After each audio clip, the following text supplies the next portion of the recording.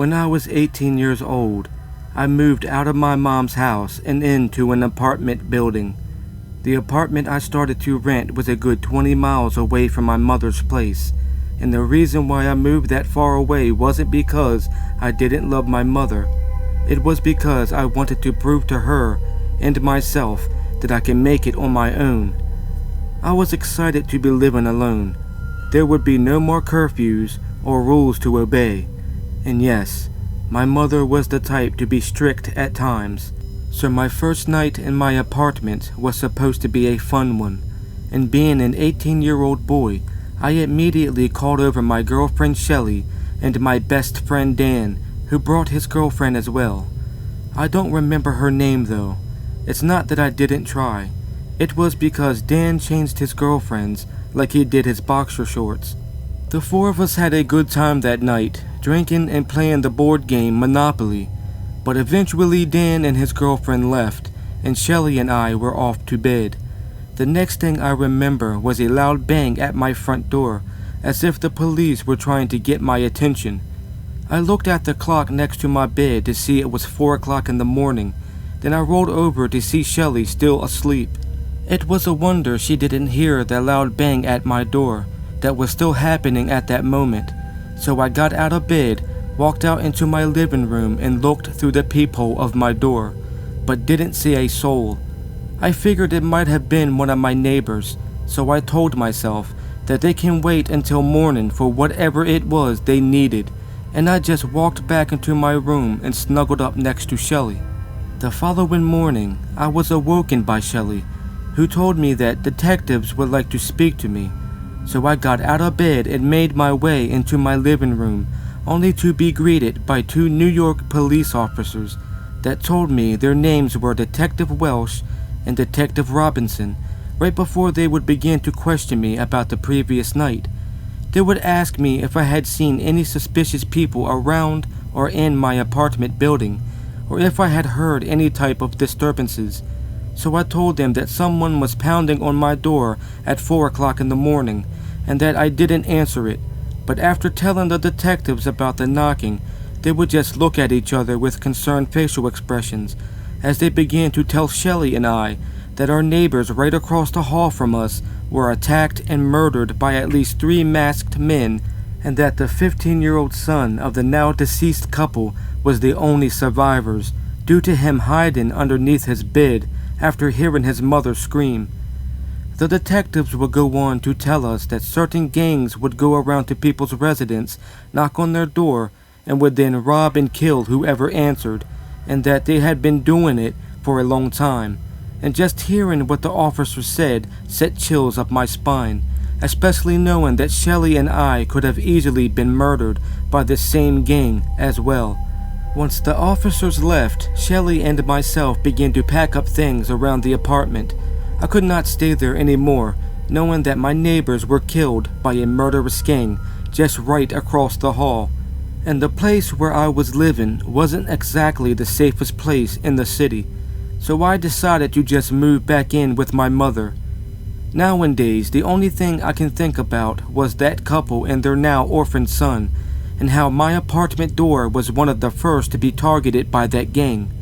I don't know how everyone would have handled that situation, but I do know this: I'd rather live under my mother's strict rules any day over being murdered for my things.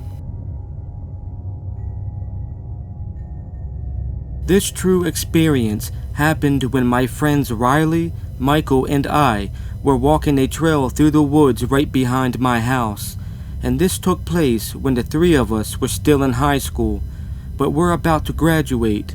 So to celebrate us making it to graduation, we stole some beer from my dad's private refrigerator in the garage and set off to drink it next to a pond that was located a good distance in the woods, and it was already dark before we even began our journey to this specific area.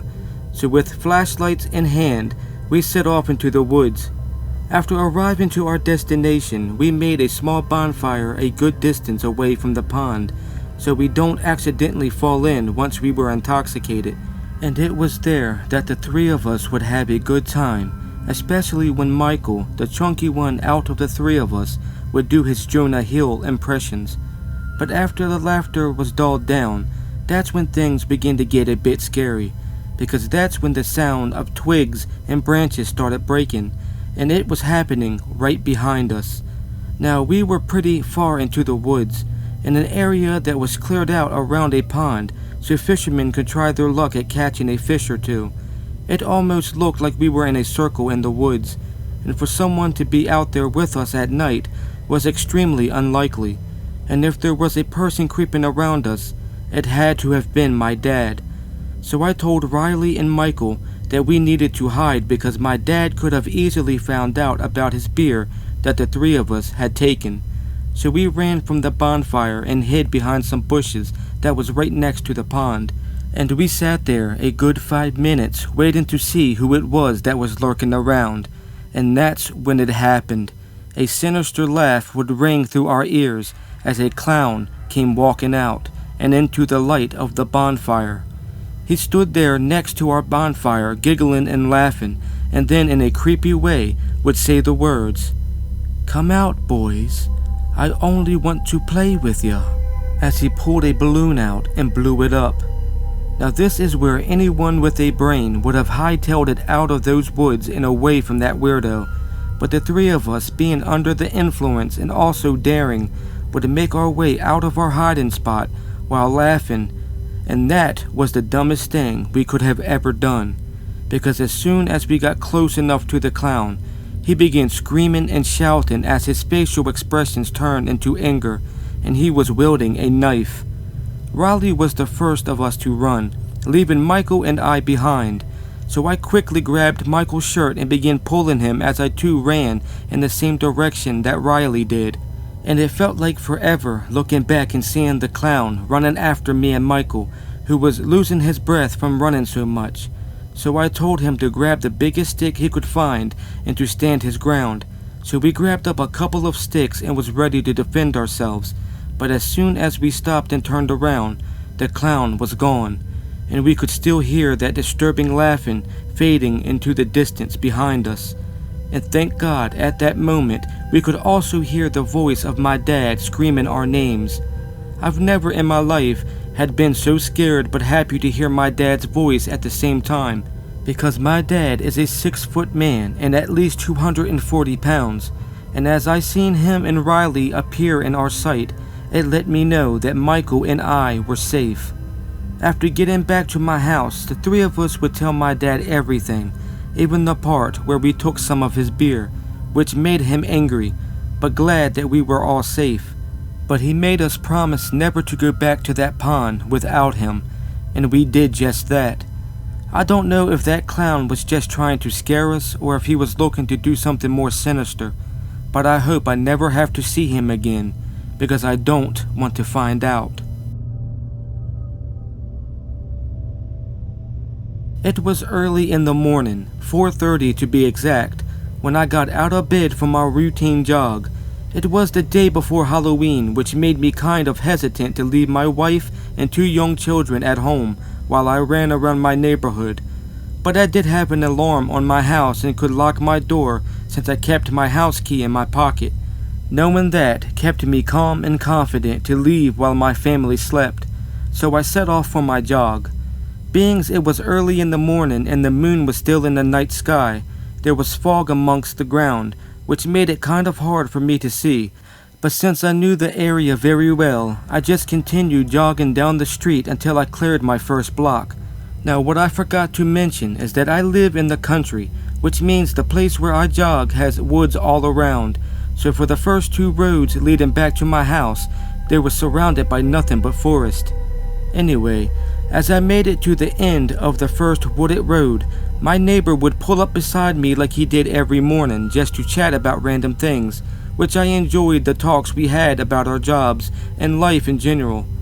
But after he left for work, I continued to jog until I made it a little ways onto the second road, and I don't know if it was something that I ate or if it was a natural feeling, but I had a bad feeling hit me in the pit of my stomach, right as I made it in front of an old house for sale, and as I stopped in front of the place, looking at it as the moonlight lit up its appearance, I kid you not, Barely visible through the fog, I could see what looked like the shadowy outline of a person standing in the window by the right side of the front door, and that was enough to get me running full speed down the road until I ran out of breath towards the end of that street. And as I stood there hunched over trying to regain the air back into my lungs, I could hear the heavy breathing of what sounded like a woman coming from somewhere behind me. And as I slowly turned my head back, I could see a figure beginning to get closer to my position through the fog as their breathing began to get louder and louder. And that was enough for me to run as fast as I could until I reached the next street. I knew I could not make it down the last road being my street if I didn't catch my breath, and since there was no more trees and only people's yards, I took the chance to hide behind someone's car until I caught my breath. I think I might have sat there for a good 10 minutes before I built up the courage to peek around the vehicle, and once I did, I would see what I expected to. Standing right in the middle of the road was a figure, and it was facing in my direction. And as it began to walk towards me, it started that disturbing, heavy breathing again. I was terrified at that moment, not knowing what to do, but as if it were some type of miracle, the outside light would turn on and the lady who owned the car I was hiding behind would come out and tell me to quickly get into her house. So I did just that. Once inside, the woman would tell me the most disturbing thing someone could ever tell me. She said that she was getting ready for work when she looked out of her window and seen me hiding behind her car, and it scared her. So she called the cops because she thought I was trying to steal something.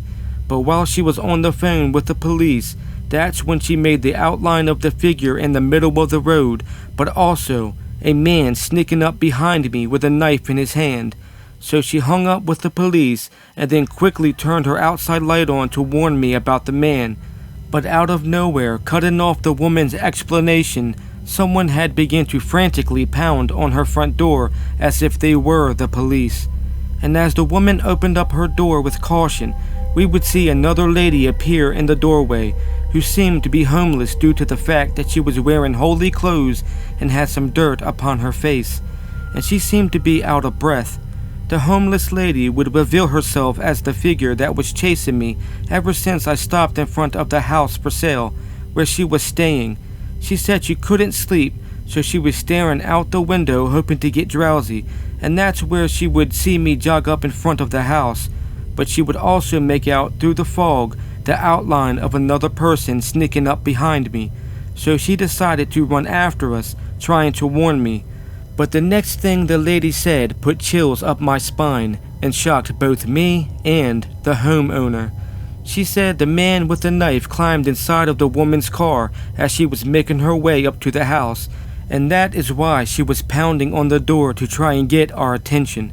And thank God, after hearing what she told us, we would see police cars pull up in the woman's driveway, and I've never been so thankful to see two police officers step out of their cruiser as the three of us pointed to the woman's car to alert them of the man with the knife.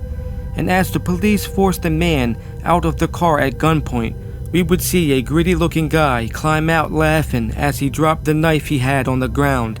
It turned out that the man was high up on drugs and was looking for someone to rob, and when he seen me leaving my house, he started to follow me and had told the officers that he was going to rob me once we reached the end of the first street. But that's when my neighbor pulled up beside me, so he decided to wait. But after running closely behind me for a while, he said he was about to rob me again once I stopped in front of the house for sale, but got angry once I took off running fast. So he decided that he was just going to kill me and take what I had. It was a lot to take in, listening to the officers give me that psycho's explanation, and after hearing what the cops told me he said, made my heart feel like it was stopping. And as I sat down on the woman's front porch, I couldn't believe what the man was willing to do just to feed his drug habit. Well, it's been a long time since that terrifying morning, and since then my wife and I decided that it would be safer if I went jogging during the day and with a group, instead of doing it alone. Plus my wife and I also decided to take that homeless lady in. Her name is Lindsay. It was the least I could do since she did save my life, and she has been living with us for years now, and even helped us raise our children after we hired her as our nanny. And I thank God every day for that woman who called the police, and for Lindsay for warning us about the dangerous man with the knife that was hiding in the woman's car. And I thank God that I was in shape from jogging every day, because if I wasn't, that man could have easily caught me. When I was a kid growing up in the 80s, my friend and I would spend our free time hanging out in the arcade that was right up the street from our residence. Most of the time, my 19-year-old sister would drive us there, due to the fact that our parents didn't want their 13-year-old sons walking the streets, especially at night. But there was one night when my sister was out with her boyfriend, and my parents were still at work, which had me and my best friend Max decide to ride our bikes to the arcade, since his mother and father wasn't home neither. So we grabbed some flashlights, put on our jackets, and made our way to play some games. It took us a while, but we eventually made it to the arcade about an hour after leaving my house, which was around 9 p.m. And after arriving, we had seen some of our friends there from school, so we began to play some Mario Bros with them, which was quite fun, but unfortunately, it felt like only seconds had went by until we were eventually forced to leave due to the place closing. So me and Max decided to say goodbye to our friends and make our way back home on our bikes. And after walking out of the arcade, we set off home. And we were only about 20 minutes into our journey home when Max had the plan for us to visit the cemetery that was nearby, and I knew why. You see, there was this urban legend where we lived that claimed that if you visit the cemetery at night, that you would see the ghost of the now deceased witch who was burned alive by the townsfolk in the mid-1800s. And that is a story that both me and Max never believed. So we decided to go to the cemetery since it wasn't too far from where we were. And even though it was out of our way, we would make it there in no time, where we parked our bikes next to the entrance of the cemetery, pulled out our flashlights, and began to walk around. Now, to get to that specific cemetery, you had to travel a little into the woods and down a path, and because of its location, there was pitch black all around us. But the dark didn't bother us that much, since we had our flashlights. We were only concerned with finding the tombstone that belonged to the witch, to see if it was a real person or not. But after searching and coming up with nothing, Max and I decided to head home before our parents grounded us for staying out late, or for being out period. They were already going to be mad at us because we snuck out without them knowing. But before me and Max had made it halfway down the path using our flashlights to see, and before making it out of the woods and back on the main road, we would be stopped dead in our tracks due to a tall, skinny man standing in the middle of the path, just staring at us without saying a word. And he looked very strange because he was covered in dirt from his head to his feet, and he was wearing a torn jacket and slacks that looked like a cougar chewed them up. Both me and Max just looked at each other, and by the look on Max's face, I can tell he was also creeped out by that man. I don't know what I was thinking, but I remember taking a big gulp in and then asking the man if he was the caretaker of the cemetery. But how he responded was the most terrifying thing I could ever experience. As he began walking towards us aggressively, he began to yell at us, demanding us to get off of our bikes and go back into the cemetery, or he was going to cut off our heads. And as soon as the man revealed what looked like a knife to us, I yelled to Max to go, and we began to ride our bikes through the woods over leaves and sticks, trying to make it around the man. And thankfully, we eventually made it out of the woods and onto the path again, and the whole time we could hear the man running behind us as he began to shout out threatening words as we glanced back at him with our flashlights illuminating the dark, helping us see him running full speed towards us, carrying a hunting knife in his right hand. So we pedaled our bikes even harder until we found ourselves back on the main street, and after what felt like forever, we eventually made it back home, both of us shook up and crying, but managed to calm ourselves down before going into my house to tell my parents what happened. And after my parents called Max's, who rushed over, we would get lectured for going out by ourselves at night, along with being comforted. And our parents did take us seriously and did call the police to inform them about the tall, skinny man. And once the police showed up and then left again, a few hours would go by before they would return, where they told my parents that they went to the cemetery and found the bodies of a young teenage couple they had been looking for, and they said that the teenagers were found in a tent that was set up close to the cemetery, and that their parents reported them missing a few days prior to their discovery. They also said that they caught the tall, skinny man that we described to be the madman that chased us, which turned out to be an escaped convict that the police had also been searching for months. I'm an older man now, and it has been a long time since that terrifying event took place, and I still don't know who that man was or what he wanted to do to me and Max, but I do know the memory of that man is now a nightmare that I have to live with every night since.